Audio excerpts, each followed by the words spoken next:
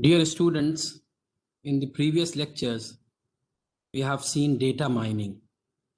Now, from now on, we'll try to apply this data mining to the web. Because if you remember, the very definition of data mining was emphasizing about large volumes of data, big chunks of data, and so forth. So what can be bigger than the World Wide Web itself? Now, over here, I'll ask you a question. What is the difference between an internet and the World Wide Web? Quite often we get mistaken. We use these two terms, internet and World Wide Web, interchangeably. If you know the difference already, very good. In case you do not know, let me tell you that internet is the interconnection of networks, right? You had two different computers, you joined them, that become a network. Two such networks, when you join them, it becomes an interconnection of networks. So that is the infrastructure, that is the hardware part of it. Now, in this interconnection of network or internet, in short, you run several services. Emailing is one of such services. When you have the interconnection of networks and the internet, you can email from one computer to the other. Likewise, World Wide Web is accessing the resources, is a means of accessing the resources on different computers. So that you can have on internet is the FTP file transfer protocol, transferring one file from. So internet is the hardware or the infrastructure on which runs the service World Wide Web. So World Wide Web, when you view at it, it becomes a huge data. So there is every need of mining that. On the previous turn itself, I had broadly classified the World Wide Web, web mining into either web content mining or the web usage mining. Web content mining and web usage mining.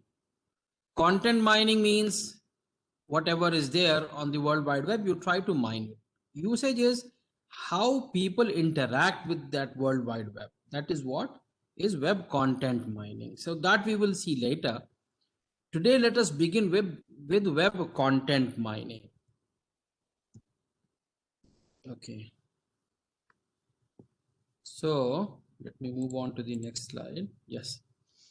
The motivation for our study is that world has become a global village, right? World has become a global village. So there is a need to discover the information in a systematic manner. So in fact, we are overwhelmed with data and information. The amount of data and information is overwhelming. We need to discover it in a systematic manner. I have given some examples in the domain of e-commerce. E-commerce, we have several trades which means collaborating partner. For example, there is a company which is manufacturing conference bags. So they are very well versed in manufacturing the conference bags, but they have received an order to prepare the conference bags for to prepare bags for a conference, but there has to be a specific logo for that conference. So you're looking for a partner who can do the logo printing for you. So you can for a collaborating business partner for doing the logo printing on it. Likewise, you may be good at printing greeting cards, but you're looking for a collaborating partner who can provide you with innovative floral patterns to print on the greeting card that you are manufacturing. So basically, you are trying to discover logo printer, you are trying to discover floral pattern producer, and so forth. So in business to business domain, you do need to have the discovery of information. So discovering the information is a broader term. We will see later how do we classify it further, but as of now, let us complete the examples.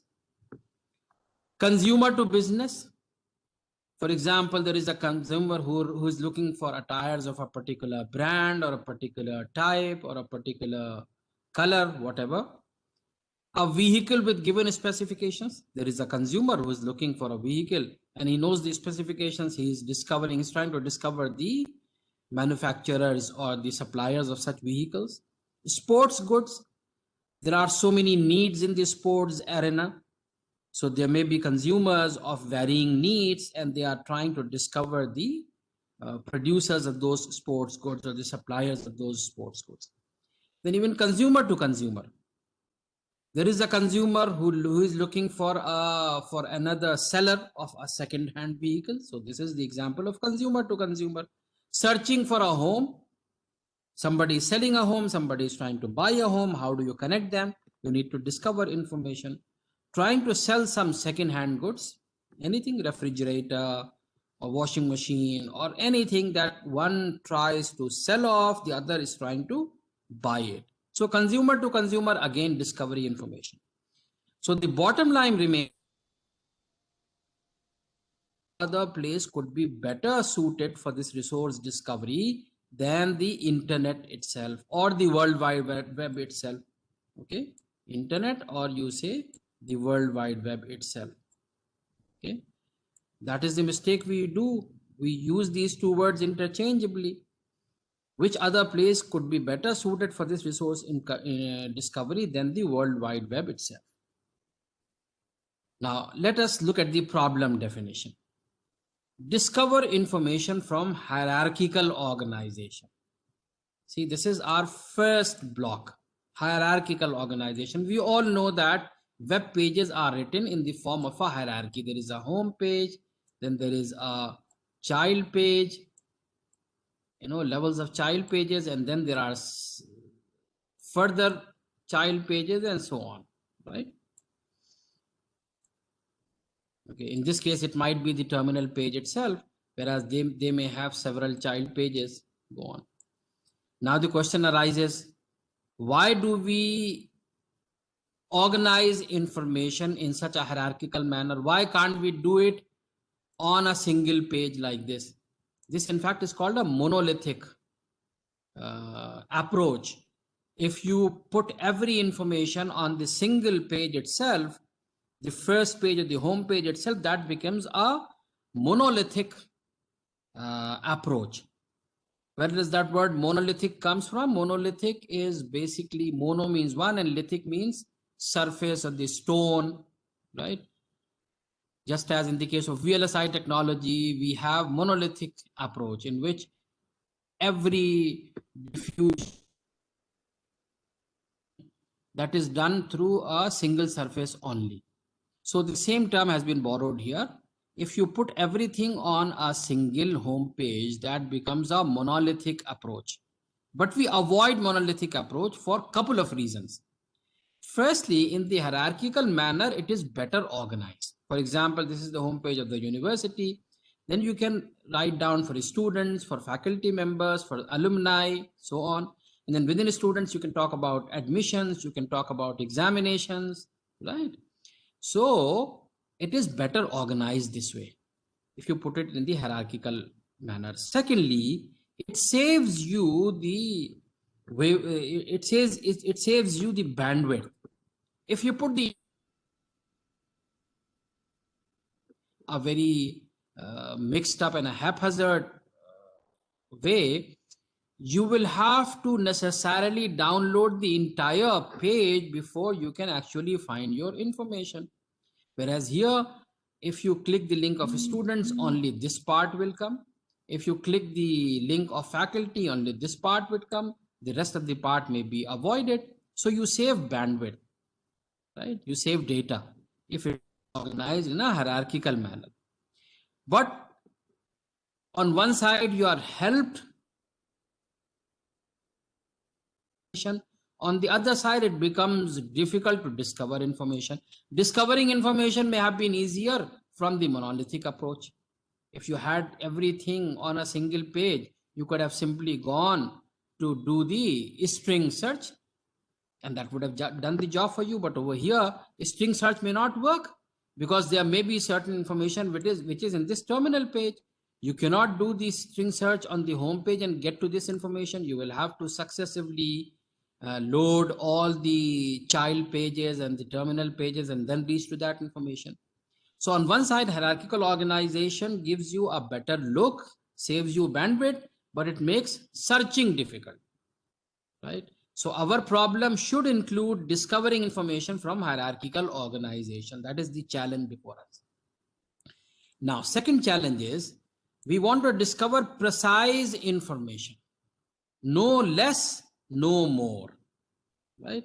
Whatever we are searching for, only that should come. So we are basically doing all and only, right? Why? Because we don't want to miss on any information. So all should be retrieved. And we do not want to get any extra information. Otherwise, that's a burden. Somebody is talking about soccer and you're giving him information about hockey. Why? He is just looking for the information about soccer. So give him the information about soccer. The same thing happens in the exams also. The teacher asks you a question and you go on writing and writing and writing. Even the irrelevant information, the teacher gets irritated. Why have you written such a long answer of irrelevant pieces? So the idea is to have all and only. No less, no more. Precise information. No less, no more. And that too with proper ranking. If you gave all and only, no less, no more, but the ranking is not proper, irrelevant information is coming on top, relevant information is going down the order, that also becomes irrelevant and irritating. So the second part of our problem is precise information, no less, no more, with proper ranking, right? So these are the two main problem statements. Now let me go on to categorizing the resource discovery on the World Wide Web approach. There are two distinct approaches, browsing versus searching. Let me take an analogy first.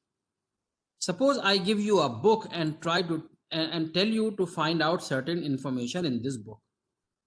There would be two ways. You will go on browsing pages, page number 1, page number 2, page number 3, 4, 5, 6, until you land into that information, right? That is called browsing. Browsing means turning pages, basically. A more clever student, what will he or she do? He or she will go to the end of the book and there are given the index terms. So if you know the keyword that you're looking for, they are arranged in the alphabetical order. You will reach to that term and then see which page the information pertaining to this keyword is existing. So you go to that page directly. Looks very convenient. So these are two distinct approaches: browsing, that is turning pages, or searching, going to the index term and straight away getting the information about the page number. If searching is so convenient, why at all do we discuss browsing? We should not have been discussing browsing, because we should always be doing searching if it is so convenient. No, that's not the case. In fact, if you are alien to the search space, if you are new to the search space, because you are so naive, so new, so alien that you do not precisely know the keyword. You have a vague idea in your mind. This is the information that I'm looking for. You don't have the precise keyword. So for alien searchers, for naive searchers, for beginners, for new searchers, browsing is the way to discover information. But for an expert searcher, when I say expert searcher, that means not an expert on the World Wide Web. I mean by expert, I mean the person who knows that search space well. That is what a searcher is. So this way, these two becomes two competing approaches, browsing and searching, which are applicable in different situations. A new searcher would go for browsing and searching. An expert searcher, who is expert in that domain, not an expert searcher, but an expert in that particular domain. He can conveniently go for searching. Browsing, there is not much to discuss because you have to turn pages and you have to reach to that information. In searching, there is so much more to be discussed because the keyword, forming a keyword or indexing, preparing the indices, that is very important. And it's not easy. It's not easy, let me tell you. Suppose I give you a piece of text. Suppose I give you a page on which there is some text written. And I tell you to write a program to pick up the keywords from here. It's not easy. As human beings, we had been doing it because we are able to comprehend that piece of text. We are able to understand that piece of text. So we can realize what topic is it about, what are the keywords, what are the salient points in that keyword. So all these shift to the domain of artificial intelligence. Picking up keywords or abstraction, summarization, they're all getting into the domain of machine learning now. So searching is challenging because you have to automate a process through which you are able to get the keywords of a given piece of text. How do you write a program for that? So searching, when it comes to searching, there are again two distinct approaches, content-based or citation-based. So first we will see content-based searching. So you see, we are started with web content mining. Within web content mining, we have got browsing and searching based and citation based.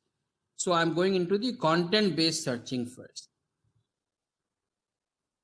This is the typical architecture of a web search engine. At a broader level, this is the user interface. The user will be interacting through this user interface. Okay, so user will issue a query and the results will be given back to the user and so forth. So I'm just showing the user interface. This user interface, whatever query it gets from the user, it will pass on to the query processor, because the queries may be in so many distinct structures. So you need to homogenize those structures, or you want to get it in a particular syntax, right? So query processor does that, and this query processor refers to an index database. So whatever appears to us that when we launch the search on web search engine, it's not the online search, it is offline search. This database on its part would be connected to a crawler. A crawler is a piece of code which keeps traversing the World Wide Web on a periodic basis, or let me say on a continuous basis. And that continuous basis becomes periodic, because to crawl the whole World Wide Web, it may take weeks or at least days to crawl the whole World Wide Web. But as it keeps crawling, it keeps updating the database. Which keeps updating on a continuous basis. And then the outputs of these databases are brought into a scoring module for the purpose of ranking. And based on the results of the scoring module, the result will be ranked and presented to the user through the user interface, right? So this is the architecture of a web search engine. A moment here to emphasize more on what is crawling. If you know the term traversing in data structures, what is traversing in data structures? Okay, you may be having a vague idea, but let me help you in recalling. Traversing is visiting each and every element in a database and doing some homogeneous operation on all of them. That is traversing. For example, if I tell you to add 2 to all the elements of a collection of data, that becomes traversing. Okay, so not just visiting each and every element, but doing some homogeneous operation. the World Wide Web, that becomes crawling. You crawl the web. This is one of the research domains. How do you crawl the web? Later we will see the World Wide Web may be modeled as a diagraph with the web pages as the nodes and the hyperlinks as the directed edges. We will see it later. But at this point of time, I'm trying to emphasize that crawling may be done in several ways. It could be breadth first, or it could be depth first. These are the standard algorithms for traversing the graph. So you employ them here in crawling, and it may become two distinct approaches. And then people talk about focused crawling. I may discuss it at some later point of time. Focused crawling is that you visit the several pages in some priority, in the order of their importance you visit them, right? So that is what. So focus crawling tries to crawl the web in some prioritized manner. How can you visit more important pages first and lesser important pages later, so that this database gets updated for the indices of the more important pages ahead of the indices of the less important pages. But how do you do that? We may discuss at some later point of time. How do you decide which is more important, which is lesser important? That we will decide later. Just keep it in mind that you can do focus crawling also. So this is the architecture of a web search engine at a very broader level. Now next, let us move on.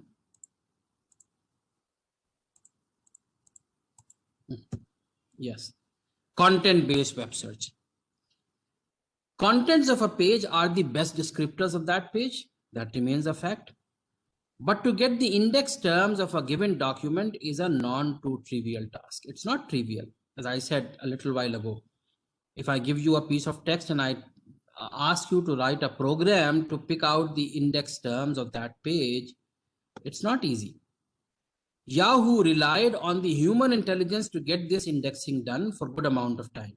When the World Wide Web was small, they employed human beings to read the web pages and pick out the index terms.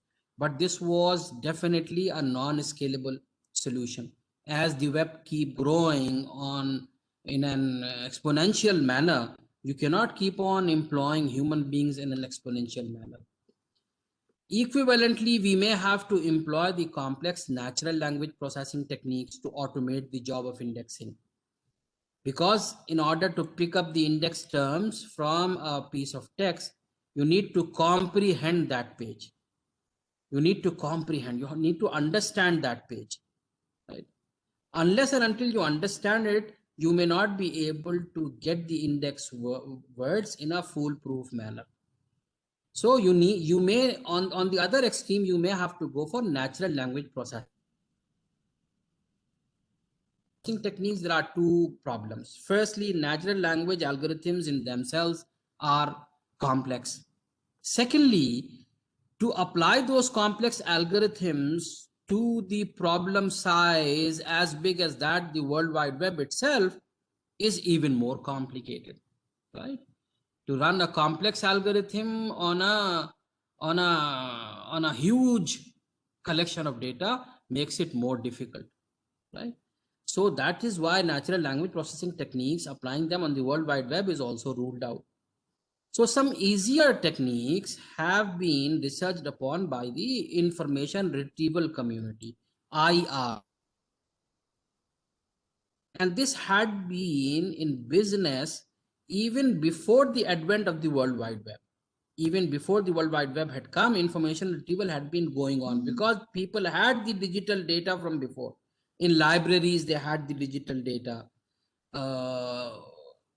People had it on their desktops, if not the laptops in those times. So information retrieval had been around for a good amount of time. So those information retrieval web searching. How were they done? Let us see. That makes it interesting from now on. So before we actually go for an information retrieval algorithm to be employed for web searching, there are two text pre-processing steps. a prerequisite for the application of any content-based technique. I'll explain why. First of these techniques is removal of stop words, the words that have very little semantic content, but they are frequent homogeneously across the whole collection of documents. For example, the propositions or articles like the, and, for, etc. They are very frequent on in a piece of text on a page, but then they do not qualify to be the index words. Right? They're not the good keywords because they will be homogeneously frequent across all the collection of documents. So you need to remove such stop words that have very little semantic content. You need to strip off the text from such stop words. There are standard list of stop words that people have come up in different languages. For English, the list of stop words will be different. For other languages, it may be different, right? For example, in Hindi, ka, ko, ki, all these are stop words. उसने उसको मारा तो ने भी खत्म हो जाएगा, को भी खत्म होना चाहिए, ने और को की कोई सिमेंटिक कंटेंट नहीं है उसके अंदर. ऐसी इंग्लिश में the stop words I have given the examples the, and, for, will, shall, would, ought, must, है ना, इस तरह के जितने हो सकते हैं, all have to be stripped off before the content based technique can be applied. Otherwise they will always come on top as the index words, and which is not going to serve our purpose. अच्छा, कभी कभी stop words may be context dependent also. For example, I have a corpus or a collection of documents on the topic computer. ठीक है, तो अब इसमें जितने documents होंगे उन सब में कंप्यूटर आ रहा होगा, है ना. तो for a corpus of documents on the topic computer, the word computer becomes a stop word. In a general domain computer में not be a stop word, लेकिन स्पेसिफिक डोमेन में इवन कंप्यूटर में become a stop word. तो stop words की एक तो standard list हुई, दूसरे it may be context dependent. Context dependent stop words may also be there, right. चलिए, तो पहला तो टेक्स्ट फ्री प्रोसेसिंग स्टेप हुआ रिमूवल ऑफ स्टॉप वर्ड्स. ठीक, दूसरा देखिए stemming. All the words with the same root are reduced to a single form, which means stripping each word of its suffix, prefix or infix. So that way words are reduced to their canonical form. Canonical form, you remember, standard form.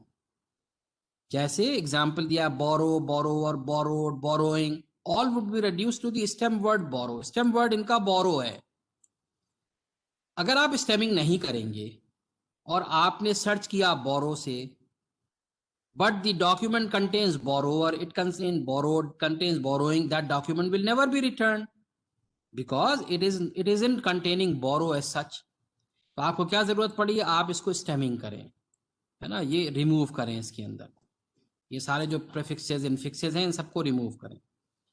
The burden of being very specific while forming the query is taken off from the shoulders of the user. अगर आप ये stemming नहीं कर किए होंगे तो आपको query में डालना पड़ेगा बोरो और बोरोवर और बोरोड और बोरोइंग, जितने वेरिएंट्स है वो आपको डालने पड़ेंगे अगर वहां पर स्टेमिंग नहीं हुई हुई है. Obviously you cannot expect a user to give all the variants of a word as the query, as the or query, right? A well-known algorithm for carrying out word stemming is the Porter stemmer algorithm. आप देख सकते हैं इसमें इस तरह के steps होते हैं. If it is ending in IES, replace it with Y, है ना. If there is an S in the end, you strip S off, plural से singular बनाने के लिए, and so on. कोई भी stemming algorithm is not going to give you 100% result. Natural language is like that. That is the beauty of natural language. As human beings, we have enough intelligence to comprehend and speak and write the natural language, but to automate the natural language processing is not easy. BUT but, PUT put, क्यों हो रहा है भाई? Nobody can explain, right?